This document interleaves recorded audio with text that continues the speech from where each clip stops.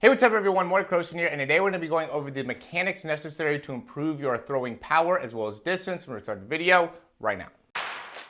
This is the newest edition of the Performance Lab.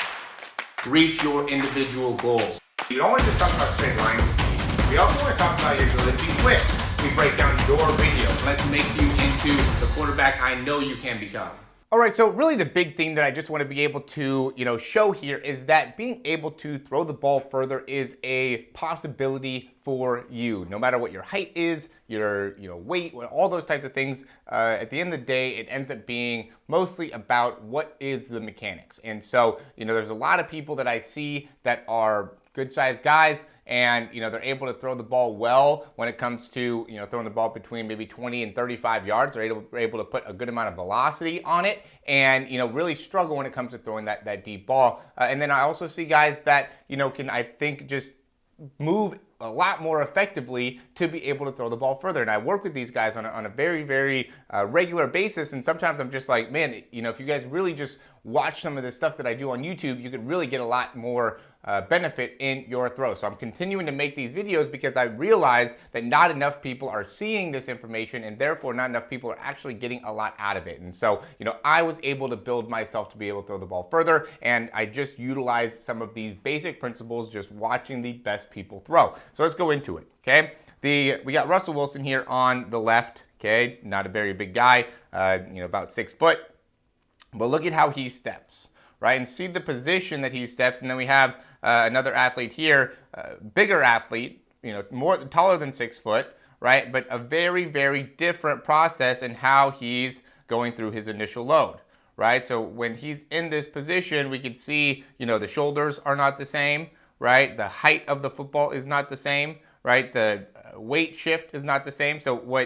And even that front shoulder is not the same. The front arm is not the same. And so what ends up happening a lot of times is people just don't know the timing here, right? So you can see Russel Wilson where he's here with those shoulders, right? And he has that weight back. And, really the most common thing is just where the weight distribution is, right? So you can see here, all of his weight is already forward, and he's still in his loading process within the, shoulder and upper body. And from here, because of what he did with the shoulders, he really allows himself to get the ball way back behind the head, but he's just going to throw out the timing. So here, at this position, he's really ready to be able to throw the ball. We watch this.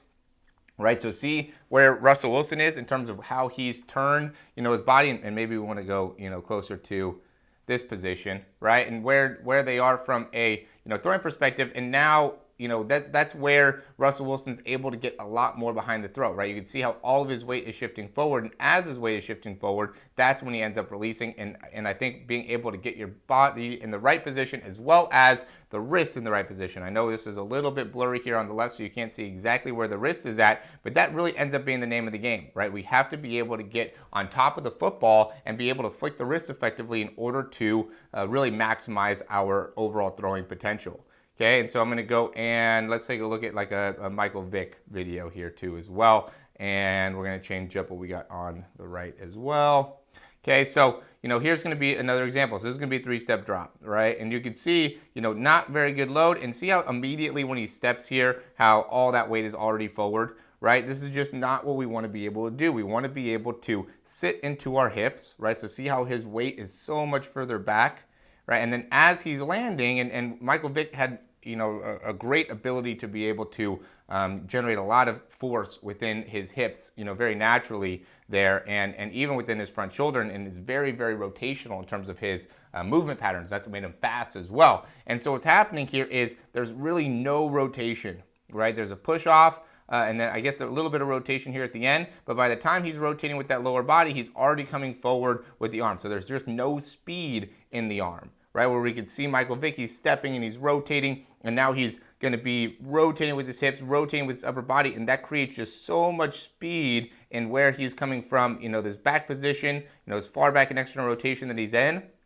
to then being able to come through, the football. Again, based off the framing weight, we can't see a great position of the football, but just know that, when you are coming through and you're getting your wrist on top of the football, the more neutral position you could be on the wrist, and the more we flick downwards with that pinky with the wrist is a critical part of being able to, throw the ball further. Okay, so we have to be able to understand the position of the wrist during the release and how the ball wants to be sitting in our hands. Okay, so the common thing that ends up happening here is we see, people with their arm being, or the nose of the football really being either too far up or their hand not being in a neutral position, and that ends up having a big impact, right? So as we're coming through, and this one, we have more of an upward position. I mean, he's throwing the ball like 75 yards here, but notice that as the ball comes out of his hand, how he gets that pinky to come down first, right? So he's really flicking that pinky downward.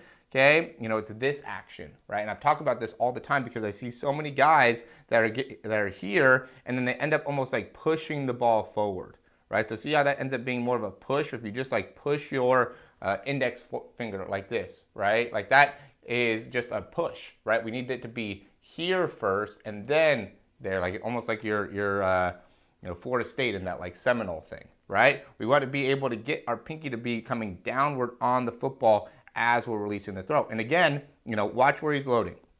He gets that front foot down, okay, and notice where the hips are. Notice where the body is, right? In comparison, now here on the left, now we got a big overstride. So see how all of the weight ends up coming forward. You guys got to understand, if you're trying to throw the ball further, we can't have all of our weight onto our front leg. We have to keep our weight back. We have to keep our weight on our back leg as long as we can, and really put a focus on being able to generate rotation within the hip, right? So see how he has his weight back, but he's still maximized rotation within the hip. This is what you could work on, right? Just work on this drill of being able to load, right? And being able to open up those hips the best that you can, and then keep your arms closed, right? Open up the hips, keep the arms closed, right? And then from there, you can throw through and continue to get rotation through the hips and being able to come up over the top. And this is what we do in order to make it so you can understand how to throw the ball further. We, one, put a huge focus on how are you using your lower body? How are you loading into the back leg, into the back hip? How well are you able to shift from that back leg onto that front leg? When does that end up happening? Is it in front of the midsection of the body and the upper body, or does that all happen at the same time? Right, because you can see he's opening up with the hips first, and then he opens up with the core, then he opens up with the front shoulder, right? It all happens very quickly, but at least he has the right sequencing. I see so many guys that really open up with their front shoulder before they even open up with the hips, right? See how his front shoulder's opening, and then as his front shoulder's opening, then his hips start to open, right? You're just not going to be able to throw the ball effectively, and you're not going to be able to get your wrist in the right position from there, right? So you can see how he ends up having to push the ball, and that nose of the football is going upwards. And this isn't even a deeper throw. This is just like a regular throw. Okay, and so, these end up being the main causes for ineffective throwing mechanics, right? And so if we could really start to understand and put a focus on, being able to make corrections here, right? And get a more of an opportunity for our body to work correctly as we're coming through. So see how Morey Wilson, even though I don't love his follow-through, when he's coming through, he has so much weight back that now he's able to fully extend in the front leg of that hip, right? This one, there's just no step at all. And even when he steps, all of his weight immediately goes forward. So now he has to actually even push his weight back as he's coming forward and through, right? And this is a deeper throw. Look at the shoulders. No difference in the height. Look at how high the ball is, okay? So, see the difference in the height of the ball? So things like external rotation, things like the load, things like your ability to, maintain the right weight shift are critical, okay? So that's at the beginning, right? Then how do we shift our weight forward? How do we go through our transition? Does the elbow drop a ton, right? Do we get the football to rotate as we're going through?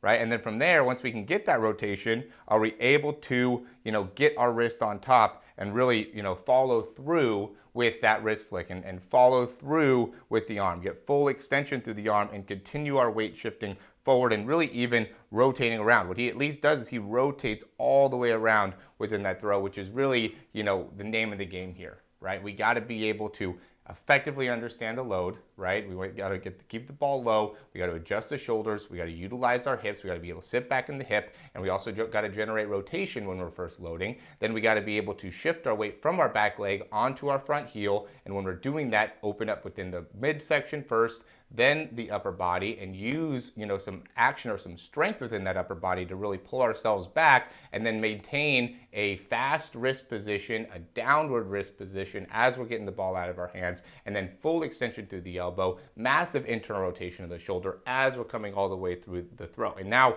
we have to be able to measure that and see consistent improvement and consistent growth. But really slow it down, guys. You got to figure out what is it that you are struggling with the most, and how can you get a better improvement or more improvement within that part of your throw. Once you can get an understanding of that and how you can maximize certain parts of the throw and really break it all down, then you'll be able to put it together. And once you can start putting it together, you'll be able to see some massive improvements. But if you end up just trying to throw the ball deep all the time, then it's not going to end up being a great response you're going to get. And or if you just neglect throwing the ball deep, even if you have size, even if you have good velocity, and just hope that just with some of the velocity that you have, that the deep ball doesn't end up being something that holds you back, I promise you it's going to be something that holds you back. So as always, guys, if you like the information, click that thumbs up, subscribe to the channel. If you have any questions, comments, or recommendations, leave those down below. I showed you a wide variety of different types of quarterbacks here. I have a wide variety of different breakdowns of guys that are all doing the same things, and that's why I know that it's something you can learn. It's something that is teachable, but it's something you also have to commit to. It's not going to just happen for you. You've got to be able to show up and do it